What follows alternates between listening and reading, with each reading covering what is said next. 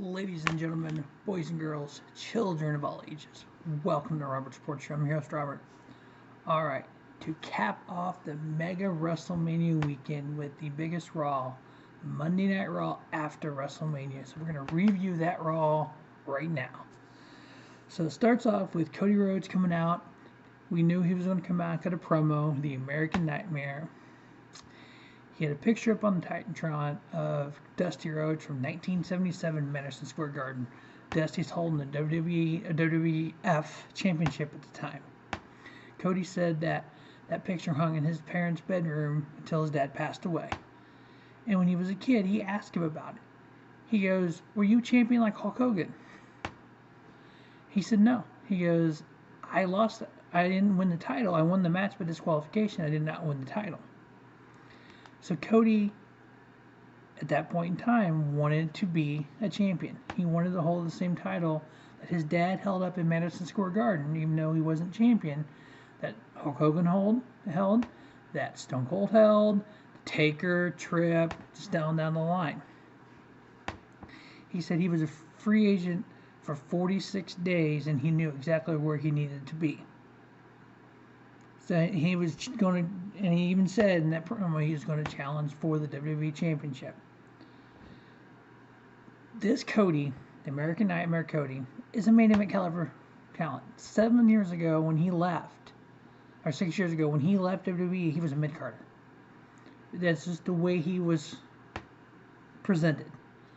He goes to New Japan, he goes to the Ring of Honor. He basically put on All In.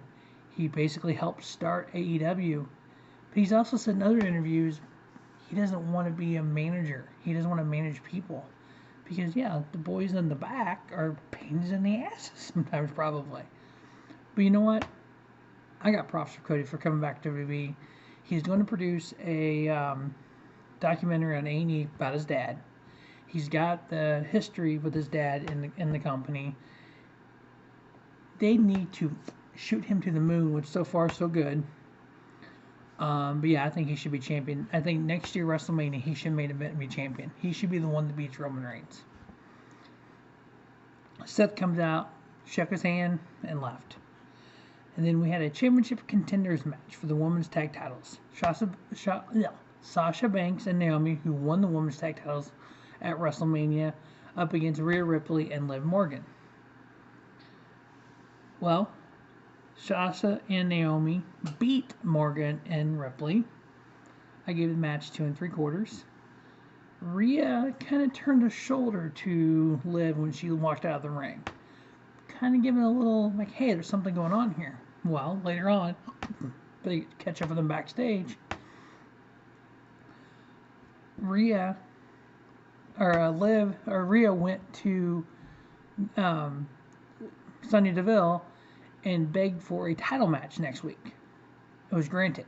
So now Rhea Ripley and Liv have a title match next week for the women's tag titles, and they walk away arm in arm.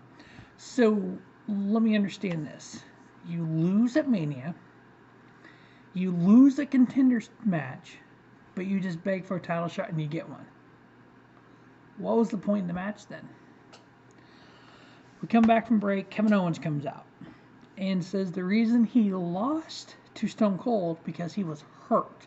That he was working out so much, getting ready for that he hurt his back.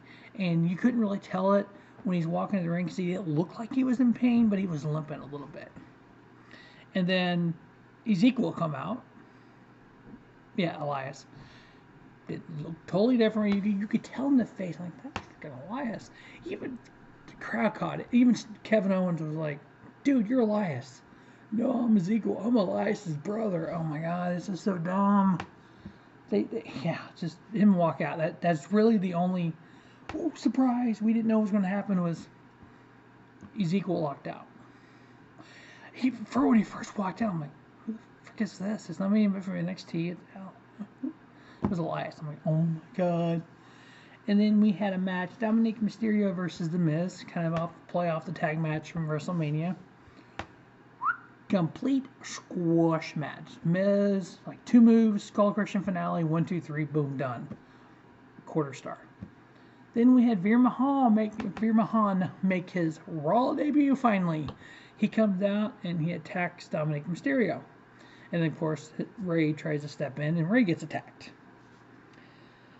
Boy, oh boy, here we go, another commercial.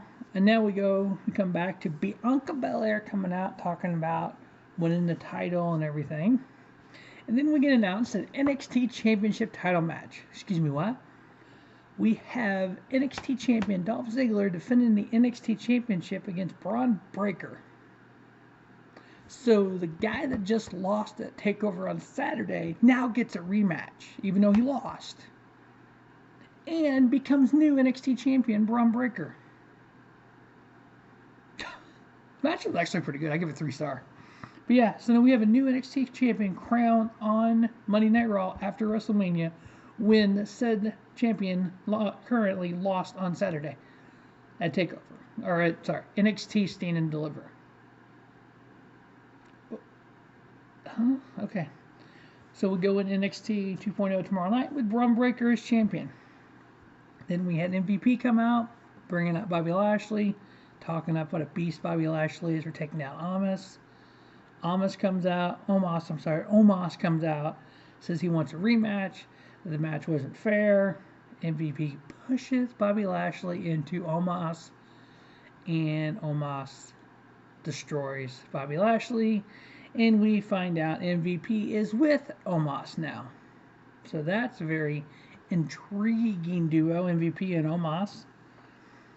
And then we advertise a women's tag match when we get back from break. Queen Zelina and Carmella versus Shayna, Baszler, and Natalya, the other half of the Fatal 4-Way from WrestleMania. Well, Zelina is out there with Carmella. Zelina grabs a mic, just starts trashing on Carmella, and then attacks her. And of course, Carmella runs over to her little boy toy, Corey Graves, and Zelina walks out. So we don't have this match. And then we get announced throughout the show there's going to be a 6-man tag. There's going to be RK Bro teaming up with Finn Balor versus the Usos and Austin Theory. They see Austin Theory and Usos backstage, and they ask him Theory about losing the match on WrestleMania, about Pat McAfee and all that. And Theory talks about how he's the chosen one, that Vince said he is the next big thing, that he needs to show it, that he's mad, he's going to treat Finn Balor like he would treat Pat McAfee, blah, blah, blah, blah, blah. Okay, we'll see what happens. So this match happened, and we had Theory actually get the pinfall on Finn Balor. So theoretically, if you get the pinfall on a champion, don't you get a championship title match? So we should have Austin Theory going for the U.S. title soon, hopefully. I give the match 2 3/4. We had Edge come out and speak about beating AJ at WrestleMania and everything. And then talk about teaming with Damian Priest and how Priest bought into what Edge has been saying. AJ comes out and attacks Edge. And then after AJ attacks Edge, Damian Priest gets back in the ring and attacks AJ. And then that segment ends. And then we have our main event match. We have the Street Profits versus the Alpha Academy, 2 members of the Triple Threat Raw Tag Title match on Mania. They come out and they all start fighting before the bell. Adam Priest comes out and says if they all 4 want to be in the ring at the same time, we're going to make this a Texas Tornado match. No tags, no disqualification. Anything goes. Told the referee to get all 4 guys in the ring and ring the bell. So we had a Texas Tornado match in Dallas, Texas. This match was actually pretty decent, I thought. We got tables involved. We had the stairs involved. They brought a table in the ring, put it in, set it up. Alpha Academy moved it back. They ended up, Enzo Dawkins ended up putting Chad Gable on the table. And then Montez Ford, 5-star frog splash off the top rope, through the table. 1, 2, 3. Street Profits win. The table broke really easily. You could see as soon as he hit it, it went like that. It didn't, because you watched obviously enough wrestling over the weekend. When they break a table, it shatters. The WWE tables just go like that. So You can tell it was pre-cut. Street Profits win, 4 pins, Chad Gable. But during when the match first started, Chad Gable's out there, and the crowd started chanting, "We want Gable." Gable Stevenson, because of what happened at WrestleMania. I give this match 3 1/4. And then out comes the Tribal Chief.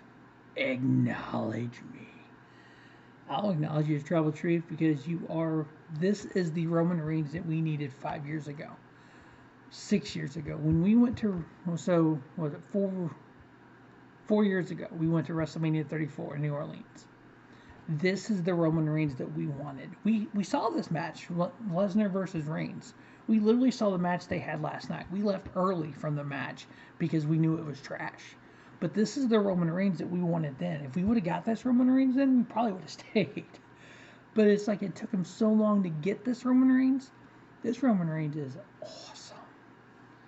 Comes out, says that he will address the world on what's going to happen on Friday night SmackDown. Now, I did look up some research. Did a little research and looked up. The lineage of the titles are going to stay separate. So they're not technically combining everything yet. So as of right now, the lineage of the titles, the Universal title shows Roman Reigns has had it 584 days. The WWE title shows Roman Reigns has had it a day with a footnote about the match. So it'll be very interesting to see if they continue the lineage of separate titles and then they end up breaking them apart again, or if it's a complete unification like it was when Chris Jericho became the undisputed champion back in the good old era of pro wrestling. But that's going to wrap up the Monday Night Raw, April 4th, night after WrestleMania review. As always, thanks for watching the Robert Sports Show, checking all the videos out. 23 shows this weekend in Texas, 184 matches, all 24 shows, including this one, reviewed on Robert Sports Show. Please check them all out. As always, have a spiffy day. Robert Sports Show, your YouTube leader, sports channel content. This weekend, pro wrestling content.